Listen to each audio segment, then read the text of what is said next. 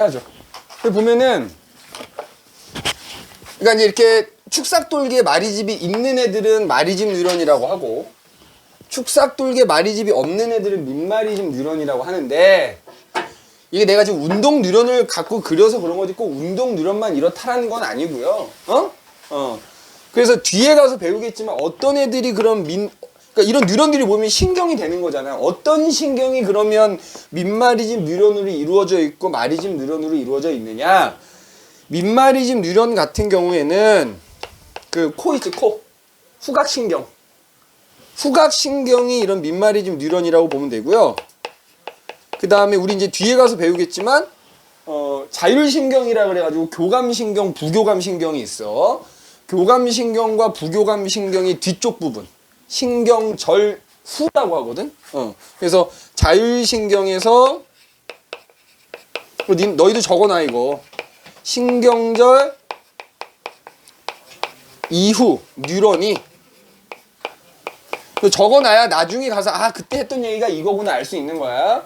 신경절 이후 뉴런이 민마리집 뉴런으로 돼 있다. 알겠니? 승환이 좀 적어놔라. 필기 열심히 해라. 신경이랑 후각신경이 똑같은 말이야, 똑같은 말. 그게 후신경이야. 그러니까 내가 지금 그림은 운동 뉴런을 갖고 그려서 그런데 후신경 또는 후각신경은 운동 뉴런이 아니지. 감각신경이란 말이지. 그러니까 그냥 꼭 내가 설명을 운동 뉴런으로 했다 그래서 운동 뉴런만 마리집, 민마리집이 있는 게 아니다 이 말이야. 알겠어? 그냥 이렇게 민마리집이 있다는 거죠. 얘네들이 민마리집 뉴런으로 이루어져 있거나 이 신경을 이룬 뉴런 중에 하나가 민마리집 뉴런이란 얘기인 거야. 알겠어? 자율신경의 신경절 이후 뉴런은 민마리집 뉴런으로 돼 있다. 이 뒤에 가면 이제 나올 겁니다. 자, 그 다음에 그럼 이제 이런 뉴런들이 모여서 감각신경이 되고 운동신경이 되고 그런다 그랬잖아. 이거 봐봐. 그럼 봐봐. 예를 들어서 어떤 운동신경이 있다고 하자고. 운동신경은 그럼 뭘로 이루어져 있다고? 운동 뉴런으로 이루어져 있다고 그랬잖아. 운동 뉴런 두 개. 운동 뉴런 두 개가 모여서 운동신경 하나가 되는 건데, 자, 그럼 이런 식이야. 여기 예를 들어 운동 뉴런이 이렇게 하나가 있어. 이제 쭉 이렇게 있어. 여기 뭐 마리집이 이렇게 있다고 합시다. 마리집이 이렇게 있고 이쪽에 이제 뭐 가지돌기가 이제 이렇게 쭉 있다고 칠게. 그럼 이런 운동 뉴런 두 개가 모여서 운동신경이 되는 거잖아. 그러면 이쪽에 운동 뉴런이 하나가 더 있어, 이렇게. 근데 그래서 이 운동 뉴런 두 개가 직접 연결된 게 아니고 이렇게 중간이 끊어져 있어. 마주보고 있단 말이야, 그냥. 알겠어? 마주보고 있다고. 이런 식으로. 이런 식으로 이제 쭉 마주만 보고. 그럼 이때 여기 운동 뉴런, 그러니까 이 전체가 이제 운동신경이라면 운동 뉴런 두 개로 지금 이루어져 있단 말이야. 그럼 그때 그 운동 뉴런과 운동 뉴런이 마주보는 부분이 직접 연결된 게 아니라 그냥 마주만 보고 있잖아. 끊어져서. 이 부분을 우리가 뭐라고 부르냐면 신경절 또는 시냅스라고 불러요. 알겠니? 신경절 또는 그럼 감각신경도 마찬가지거든. 예를 들어서 봐. 여기에 예를 들어서 감각신경이라고 하면은 감각신경은 어디 연결되어 있다고? 감각기관이 있을 거 아니야. 눈이니 귀니 코니 하는 감각기관이 여기가 있을 거고, 그지? 거기에 이런 식으로 이런 식으로 감각 뉴런이 있을 거고, 또 감각 뉴런과 감각 뉴런이 이런 식으로 마주보고 있다고, 이렇게. 그래서 뉴런과 뉴런이 이제 감각 뉴런 같은 경우에 신경세포체가 이렇게 있다 그랬잖아요. 이런 식으로 중간에 이렇게 달려 있는 것 뿐이거든. 그럼 그때 여기서도 뉴런과 뉴런이 이렇게 맞닿아 있는 부분, 직접 연결된 건 아니지만 맞닿아 있는 부분을 마찬가지로 시냅스 또는 신경절이라고 부르는 거야. 알겠어? 자, 그러면 그때 그냥 이제 요 운동 뉴런 갖고 설명을 할게요. 운동 뉴런 갖고 설명을 하자면, 이봐. 얘를 갖고 하면 여기 지금 가지돌기가 이렇게 있는 거잖아. 가지돌. 그럼 이제 여기 이게 운동 뉴런이 아니고 이제 감각 뉴런이라고 쳐도 이쪽에 감각기관이 있을 거 아니야. 그러면 이쪽에 예를 들어 감각기관이 있고 여기가 감각 뉴런이라면 이쪽에 이제 가지돌기가 있는 거잖아. 그럼 가지돌기는 무슨 역할을 하냐 이거지. 예를 들어서 그냥 요게 지금 운동 뉴런이지만 이걸 감각 뉴런이라고 생각을 해보자 이거야. 그러면 이제 이쪽에 감각기관이 있을 거 아니야. 자, 감각기관으로 어떤 자극이 주어지잖아. 그럼 그 자극이 얘한테 건너가는 거지. 맞아? 그러면 여기 신경세포체 옆에 있는 가지돌기는 자극을 뭐 하는 것이야? 받아들이는 것이야. 알겠니? 뉴런이라는 세포에서 가지돌기는 항상 뭐 한다? 자극을 받아들인다. 생각해봐. 이 뉴런 입장에서 해봐. 얘랑 맞닿아 있잖아. 그럼 요 가지돌기가 뭐야? 여기서 오는 뭐 그 자극이 이제 전달돼서 오거든? 그럼 그걸 받아들이는 거잖아. 그러니까 여기 있는 놈이건 여기 있는 놈이건 뉴런의 가지돌기는 무조건 뭐 한다? 자극을 받아들여서 누구한테? 신경세포체한테 전달해주는 역할을 합니다. 알겠어? 자, 가지돌기는 뭐 한다고? 가지돌기는 그게 이쪽 제일 끝에 있는 놈이건 중간에 있는 놈이건 무조건 나한테 오는 자극을 받아들이는 것이야. 자극을 받아들여서 신경세포체로 보내는 역할을 하는 거야. 이게 가지돌기 역할이야. 그 다음에 그럼 신경세포체라고 하는 애는? 자, 신경세포체는 뭐가 들어있다? 핵이 들어있다 그랬지. 이 뉴런이라는 게 하나의 세포라면서 그럼 이 세포 하나도 지 자체로 생명활동을 할 거 아니야. 그럼 그거를 최종적으로 조율하고 조절하는 애가 누구야? 핵이잖아. 그러니까 신경세포체에는 핵이 들어있어서 그 어떤 뉴런이라는 세포 안에서 일어나는 여러 가지 생명활동을 총괄하는, 조절하는 역할을 하는 거야. 그리고 가지돌기에서 자극을 받아가지고 축삭돌기로 건네준 역할을 해주는 거야. 알겠니? 자극을 누구한테 건네준다? 축삭돌기로 건네주는 역할을 하는 애가 신경세포체다 이 말이야. 자, 그 다음에 신경세포체 옆에 길다랗게 이어진 마리집이 있든 없든 축삭돌기라는 애는 그럼 뭐 할까? 야, 얘를 봐봐. 자극이 들어왔어? 그럼 얘가 신경세포체한테 그걸 알려줬어? 전해줬어? 그럼 신경세포체가 그걸 축삭돌기로 전해주면 축삭돌기를 따라서 쭉 그 자극이 가는 거야. 가서 맞은편에 있는 뉴런의 옆에 있는 뉴런의 가지돌기 쪽으로 보내주는 역할을 하는 거지. 알겠어? 그래서 자, 축삭돌기는 지가 받은 자극을 인접한 뉴런의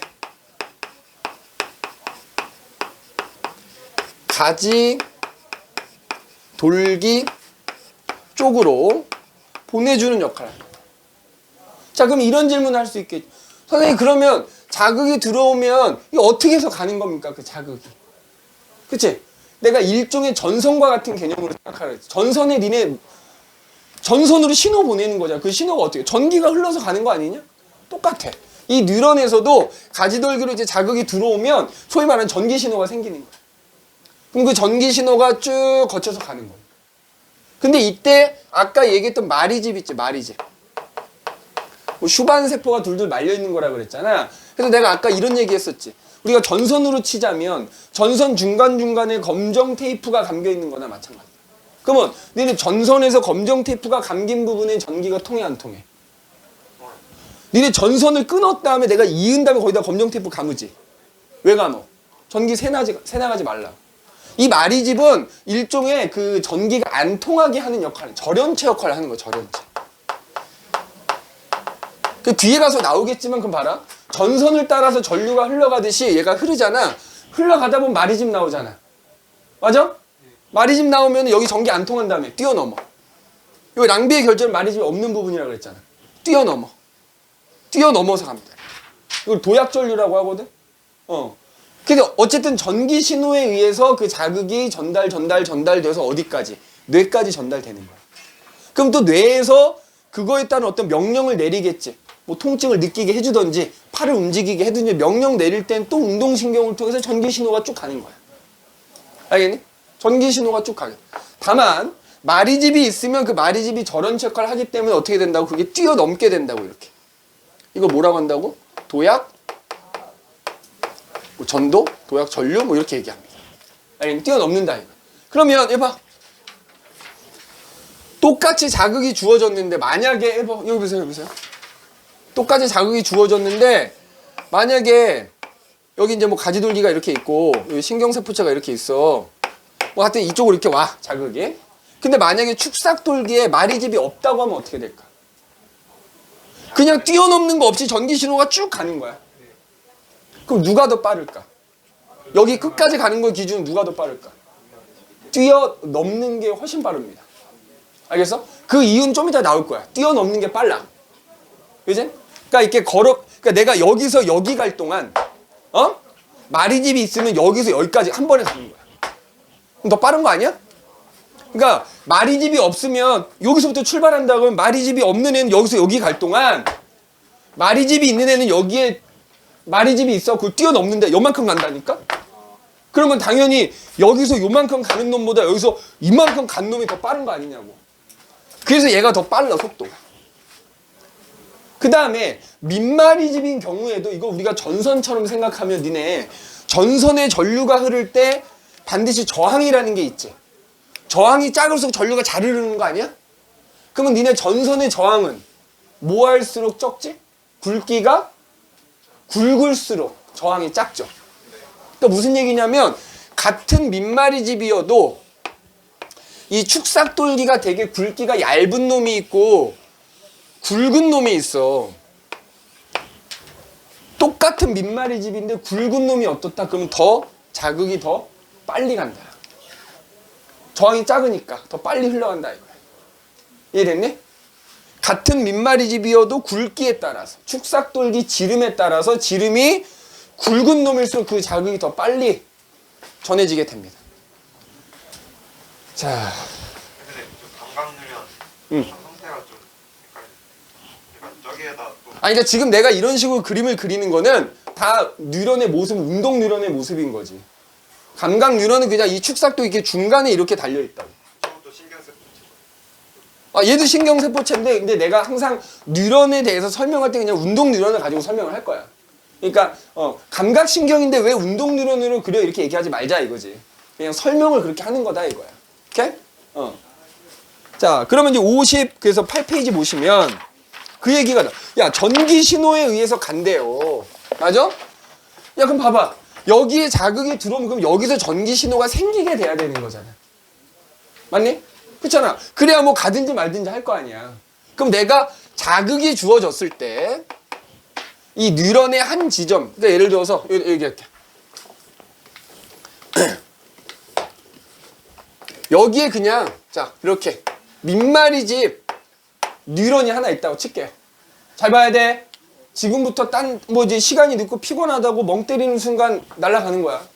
들어도 몰라. 열심히 들어야지. 들어도 모르는 거 왜 들어 이게 아니라 들어도 모르니까 하나라도 놓치면 큰일 나는 거 좆대는겨. 자 무슨 얘기냐? 이제 선생님 설명은 민마리집 뉴런을 가지고 설명을 할 거야. 그럼 봐 여기 민마리집 뉴런의 축삭돌기가 하나 이렇게 있다고 치자고. 맞지? 그럼 자 여기다 이제 예를 들어 자극을 딱 주는 거야. 그러면 그 자극을 준 지점에서 전기 신호가 생겨야 되거든? 이걸 우리가 뭐라고 하냐면 자 자극을 줬을 때 그 자극을 준 지점에서 내가 지금 전기 신호라고 표현하는 게 생기게 되거든? 그거를 흥분이 발생했다 이렇게 표현해. 알겠니? 뭐라고 한다고? 흥분이 발생했다.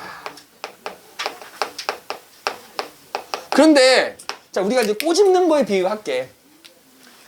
내가 수민이 꼬집으면 열받잖아. 흥분 발생한 거야. 에? 그지? 근데 예를 들어서 내가 꼬집는데 그냥 살살 꼬집으면 뭐 아프지도 않고 뭐 그러니까 얘가 굳이 열받을 이유가 없지. 맞지? 물론 이제 기분은 더러울 수 있어. 그지? 이 새끼 왜 날 만지고 지랄이야. 그지?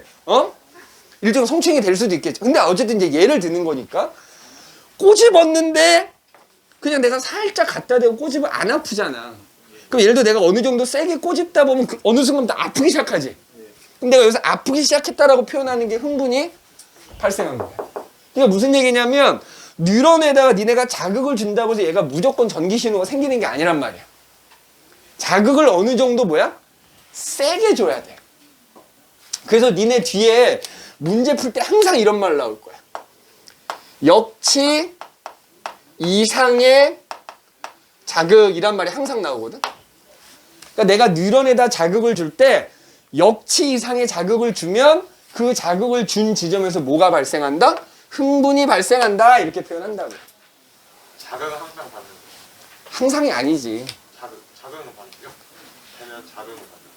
그러니까 자극을 받아도 자극의 세기가 어느 정도 이상 세야 흥분이 생긴다고요.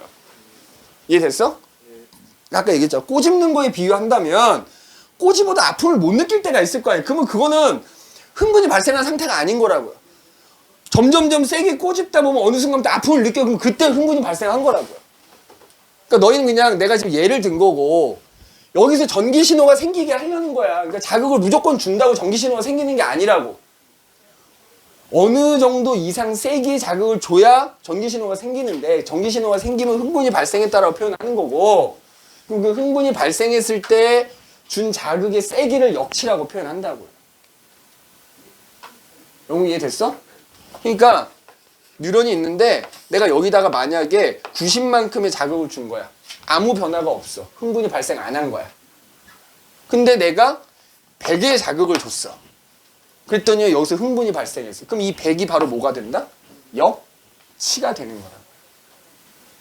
90의 자극을 줬을 때 흥분이 발생 안 하는 거고 100을 줬더니 발생했어. 91도 발생 안 해. 92도 안 하고 93, 94, 95, 96, 97, 98, 99까지 발생을 안 했는데 100을 주니까 발생했어. 그럼 이 100을 뭐라 부른다? 역치라고 부른다. 그러니까 역치의 의미를 크게 뭐 신경 쓰지 말고요. 니네 문제 풀 때 보면 그냥 다 역치 이상의 자극을 줬다 이렇게 나온다 이 말이지. 그러면 이제 흥분이 발생했다 이렇게 표현하는데 그럼 이게 이제 정확하게 뭐냐 이거지. 자 보세요. 우리가 저 축삭돌기를 보면은 잘 들어야 된다 그랬어. 여기 어려워서 다음 시간에 오늘 했던 얘기 또 반복해서 복습하고 나갈 건데 자 축삭돌기가 요렇게 이제 요렇게 있다고 할게. 그럼 어쨌든 얘도 세포잖아. 맞니? 이게 이제 축삭돌기라고 이제 선생님이 표현은 해놨다만 세포야. 그러면 요거는 뭐야? 세포막이 되겠지 일종의. 그치? 그럼 니네 통합과학에서 세포막은 뭘로 이루어져 있다고 배웠어? 인지질 이중층으로 돼 있다고 배웠고 인지질 이중층 사이에 뭐가 있다 배웠어? 단백질로 된 통로가 박혀있다 이렇게 배운 적 있지? 그래서 여기 축삭돌기가 있으면 이게 일종의 세포막인 거잖아. 인지질 이중층으로 된 세포막 사이에 그런 통로 역할을 해주는 단백질이 이렇게 박혀있단 말이야. 그지? 근데 이 단백질을 통해서 물질들이 들락날락 하는 거야. 그래서 축삭돌기라는 세포 안쪽하고 바깥쪽에 여러 가지 물질들이 존재해. 특히 전하를 띠는 물질들이 존재한단 말이야. 전하를 띠는 놈이면 딱 떠오르는 게 뭐? 이온이지, 이온. 이온이 존재해. 어떤 이온이 존재하는 두 가지만 꼭 외우십시오. 나트륨이라는 이온하고 칼륨이라는 이온이 있어. 꼭 외워야 돼. 알겠어? 뭐하고 뭐가 있다고? 나트륨, 칼륨. 자, 여기는 세포의 안쪽이고요. 여기는 세포의 바깥쪽이라고 해볼게 그러면. 자, 나트륨이라는 애가 안쪽에도 있고 바깥쪽도 있어. 안쪽에도 있고 바깥쪽에도 있어. 그런데 나트륨이라는 이온은 축삭돌기 안보다 밖이 훨씬 더 많아.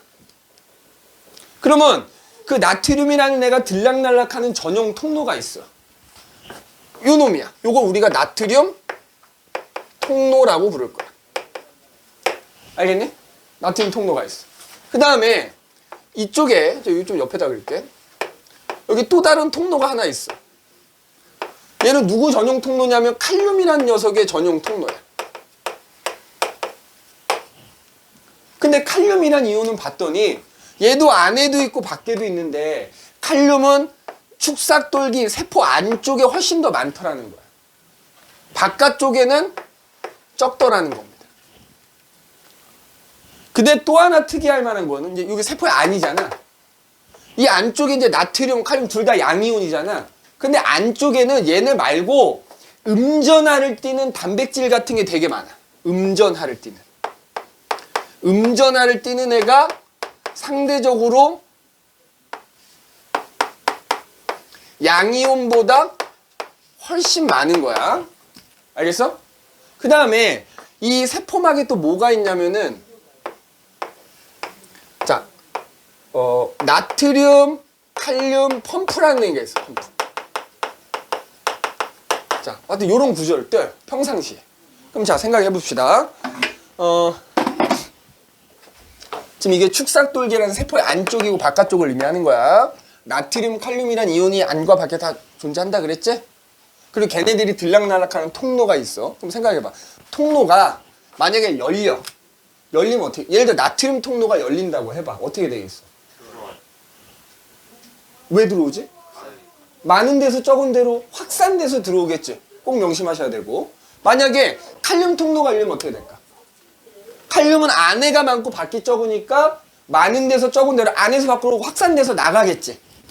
자, 기본적으로 통로를 통해서 얘네가 들락날락 하는데 통로를 통해서 들락날락 할 때는 무조건 뭐라고? 확산에 의해서. 나트륨은 밖에서 안으로 확산이 될 거고 칼륨은 안에서 밖으로 확산이 되겠지. 그러면 봐, 야, 여기에 나트륨, 칼륨 펌프라는 애가 있어. 생각해봐. 펌프는 무슨 역할을 하는 애가 펌프야? 우리가 물 같은 거 저 땅속 깊은 곳에 있는 물을 여기까지 끌어올릴 때 보통 펌프 쓰지. 낮은 데서 높은 데로 혹은 적은 데서 그러니까 통로가 열리면 많은 데서 적은 데로 가겠지. 자연스럽게. 그런데 펌프는 뭐야? 그러면 반대로 적은 데서 많은 데로 억지로 보내주는 애야. 그럼 누구를? 나트륨과 칼륨을. 자, 그럼 나트륨은 꼭 기억해야 돼. 무조건 어디가 더 많다? 밖이 많아. 무조건이야. 알겠어? 뭐 천재가 두쪽 뭔 개 지랄을 떨어도 바깥이 많은 거야. 칼륨은 뭐라고? 뭔 개 난리가 나도 무조건 안이 많은 거야.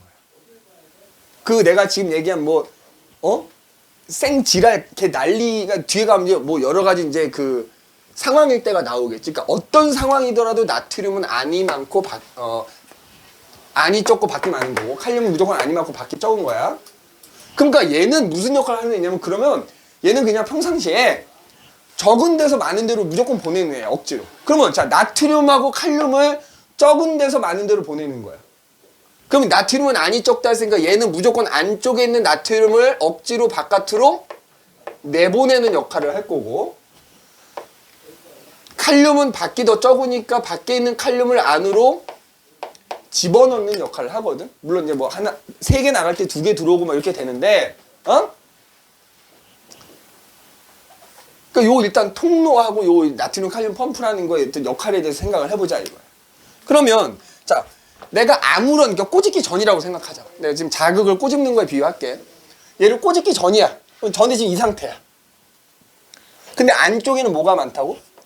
양이온 물론 있지만 음전하를 띈 애가 훨씬 더 많다고요. 그래서 니네가 만약에 여기 바깥쪽을 기준으로 여길 기준으로 해서 이 바깥쪽하고 안쪽에 전위차라고 하거든.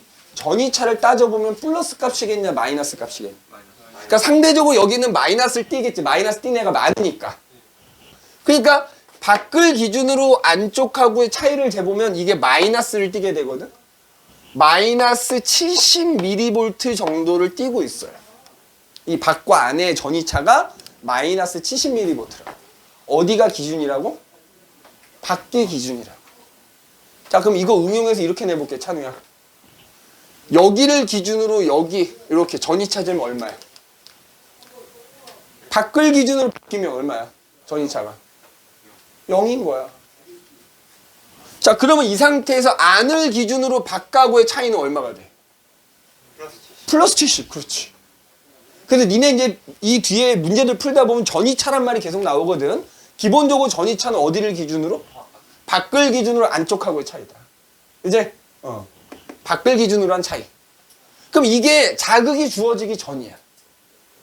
알겠어? 내가 꼬집기 전이라고. 꼬집기 전이 이런 상태야. 어떤 상태? 대부분의 통로가 어떻다? 닫혀 있고 뭐만 작동하고 있다? 펌프. 그럼 펌프 왜 작동하는 거야?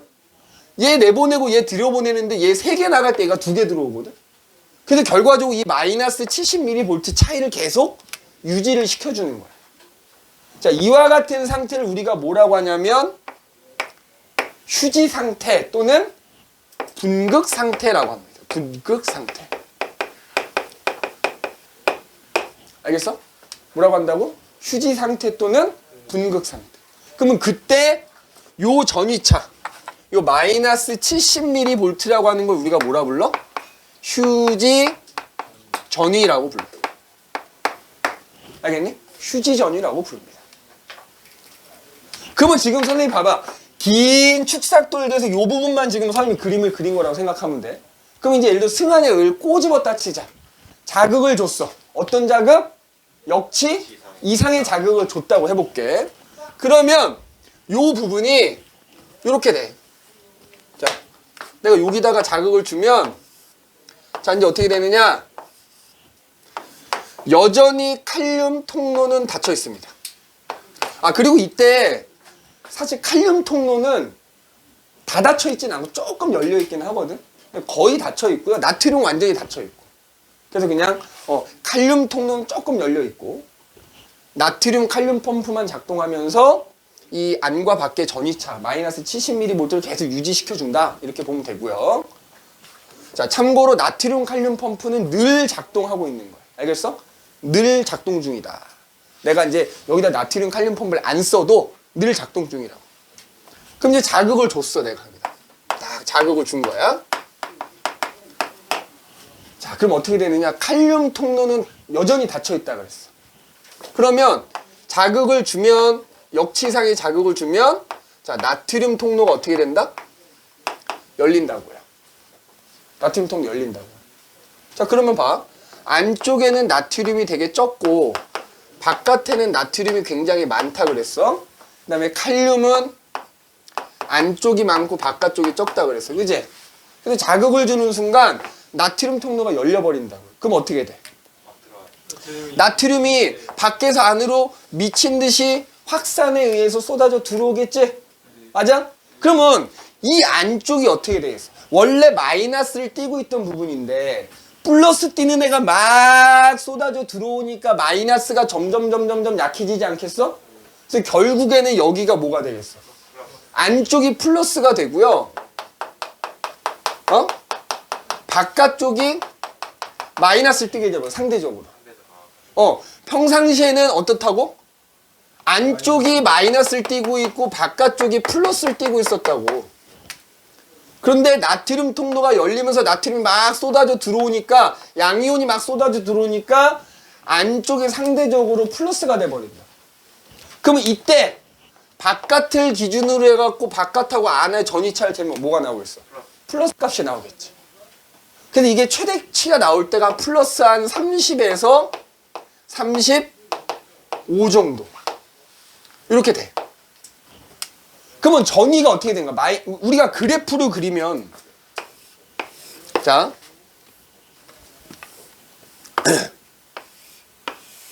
자 여기가 이제 시간이야, 시간. 그 다음에 이 세로축을 전위라고 표현해 볼게. 그러면 평소에는 어떻게 마이너스 70이 계속 유지가 되고 있다고요. 그래서 내가 어느 순간 T1이라는 시점에 뿅 자극을 준 거야, 여기다가. 그럼 어떻게 돼? 전위가 쭉 올라간다. 맞아? 그래서 얼마까지? 플러스 30에서 한 35까지 전위가 쭉 올라간다. 알겠어? 그럼 만약에 이렇게 그래프가 나왔을 때 전위가 마이너스 70이 유지되고 있을 때가 무슨 상태인 거라고? 그 지점이 현재 분극 상태인 거라고. 알겠어? 지금 어느 한 지점에 대한 얘기를 하는 거야. 그래서 거기다 자극을 줬더니 지금 이렇게 됐지? 전위가 쭉 상승했지? 그러면 이때를 우리가 분극에서 이제 벗어난 거거든. 탈분극 상태다 이렇게 표현해. 탈분극이라고 표현합니다.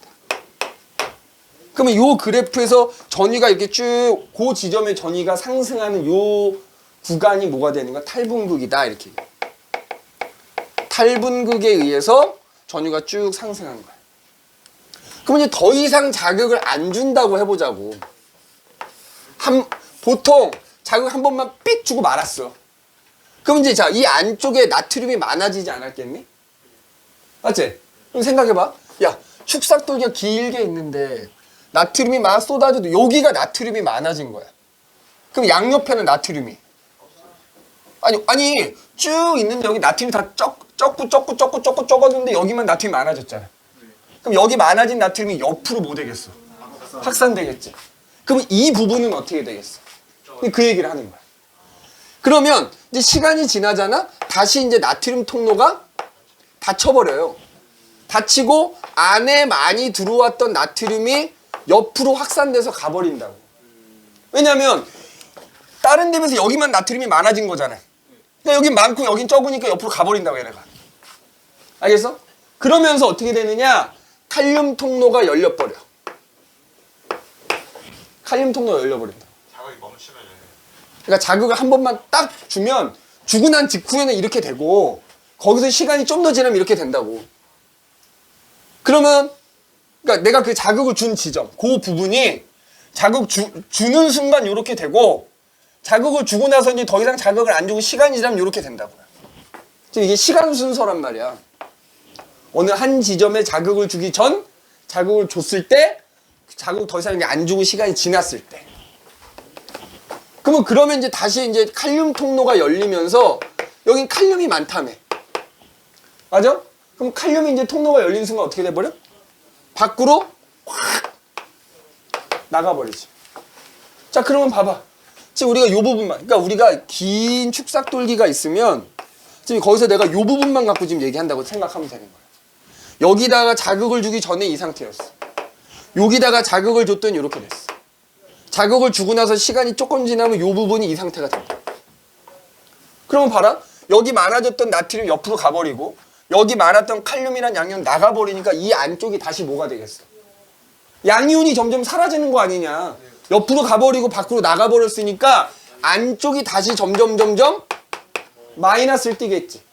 상대적으로 바깥쪽은 다시 플러스를 띠게 되겠죠. 맞아? 그러면 이 그래프에서 올라갔던 전위가 어떻게 되겠어? 다시 쭉 내려가. 알겠니? 그럼 이 상태를 뭐라고 하냐면 재분극이라고 해요. 그래서 재분극이 쭉 일어나면 전위가 쭉 내려가잖아. 내려가다가 이게 한 마이너스 한 80까지 내려가. 그러면 그때를 뭐라 부르냐면 과분극이라고 불러. 요때를 뭐라 부른다고? 너무 지나쳤다 이거지. 과분극이라 부르면 조금 있으면 그게 다시 이제 원래 상태로 회복돼서 얼마가 돼? 다시 70으로 회복되는 거야. 그럼 어떻게 해서 회복될까? 그러니까 확 쏟아져 나가니까 이게 마이너스 80까지 내려가. 그럼 내가 아까 누구는 늘 작동 중이라고?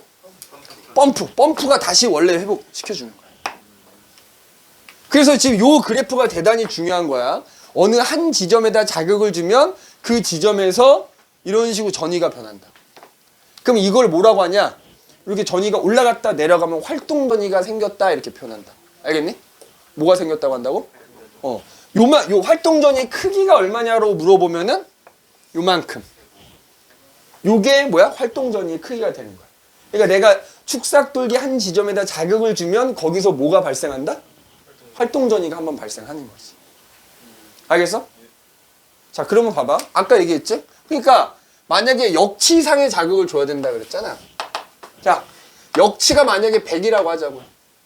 내가 90의 자극을 주면 이거 생긴다 안 생긴다? 역치전이라는 게 있어. 역치전이. 그래서 전이가 자극을 조금 주면 조금 열리긴 하겠지. 근데 전이가 살짝 올라갈 수는 있거든. 올라갈 수는 있는데 그 역치전이보다 안 올라가면 활동전이가 생기지 않았다 이렇게 얘기하는 거야. 그 역치전이라는 것보다 더 높이 올라가야 활동전이가 생겼다 이렇게 얘기한다. 그러면 자 만약에 100이라는 역치를 얘가 100이야. 줬더니 활동전이가 생겼어. 그럼 200 주면 어떻게 될까? 더 이게 커질까? 안 커집니다. 자극을 세게 주지. 이제 일단 역치 이상의 자극을 주면 활동전이가 생기는 건데, 그럼 이제 역치가 100이면 그거보다 더 센 자극을 주잖아. 이 크기는 절대 변하지 않아. 그럼 어떻게 될까? 활동전이가 이건 한 번 생긴 거지. 여러 번 생기는 거지. 뿅, 뿅, 뿅 이런 식으로. 자극을 세게 주면 세게 줄수록 활동전이가 여러 번 생기는 거지 그 크기가 변하진 않는다. 이해됐어? 영웅 이해됐니? 내가 자극을 100을 줬을 때 활동전이가 뿅 이렇게 생겼단 말이야. 근데 예를 들어 100이 역치다. 그럼 200을 주면 이게 이렇게 커지는 게 아니라 뿅, 뿅 이렇게 두 번 생긴다. 300을 주면 뿅, 뿅, 뿅 이렇게 3번 생긴다. 알겠니? 그래서 활동 전이는 역치 이상의 자극을 줘야 생기는 거고, 그 다음에 역치 이상의 자극을 준다고 해서 활동 전이의 크기가 더 커지는 건 아니다. 단지 활동 전이가 더 여러 번 나타나게 되는 것 뿐이다 이 말이야. 알겠니? 나타나는 게 되는 것 뿐이다 라는 얘기야. 지금 몇 시냐? 자, 오늘은 여기까지 할 텐데 숙제를 좀 내줄게. 자, 숙제는